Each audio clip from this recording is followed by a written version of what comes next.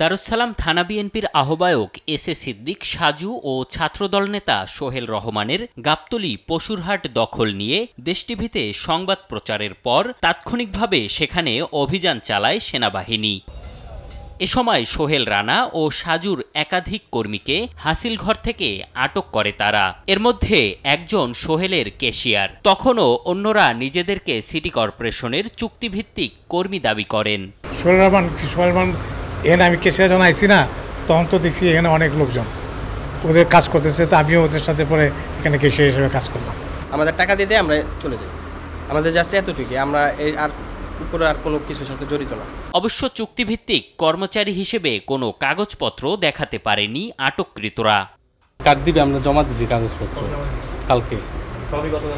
জি, কালকে নিছে। দেয় না, এখনো কার্ড দেয় না, ওনারা নিছে।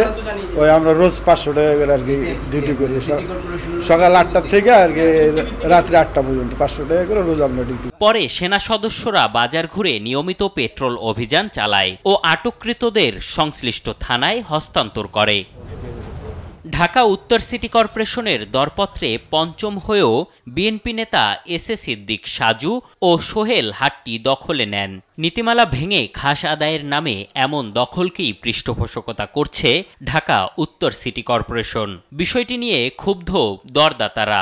দেশ টিভিতে সোমবার সকাল থেকে এমন অনুসন্ধানী সংবাদ প্রচারের পর ব্যবস্থা নিল সেনাবাহিনী।